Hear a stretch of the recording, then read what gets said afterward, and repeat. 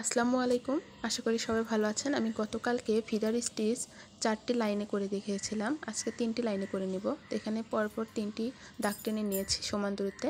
তারপর প্রথম লাইনের শুরুতে আমি সুইটি নিচ থেকে উপর দিকে উঠিয়ে নিব এবং দ্বিতীয় লাইনের শুরুতে আমি সুইটি উপর থেকে নিচে নামিয়ে নিব। এরপরে আমি ঠিক দ্বিতীয় লাইনে একটু নিচের দিকে সুইটি আবার নিচ থেকে উঠিয়ে নিব। দ্বিতীয় লাইনে যেখানে আমি সুইটি উঠিয়েছি তৃতীয় লাইনে বরাবর আমি সুইটি নিচের দিকে নামিয়ে নিব এবং দ্বিতীয় লাইনে একটু নিচের দিকে আবার সুইটি আমি উঠিয়ে নিব। ঠিক সেমভাবে আপনারা কাজ করলে 3 লাইনের ফিদার স্টিচটি আপনারা সহজেই করতে পারবেন।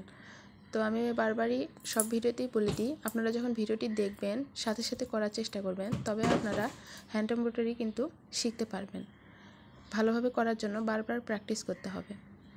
তো আপনারা যারা আমার পেজ থেকে দেখছেন পেজটি ফলো দিয়ে পাশে থাকবেন, আর যারা আমার ইউটিউব চ্যানেল থেকে দেখছেন তারা চ্যানেলটি সাবস্ক্রাইব করে পাশে থাকবেন।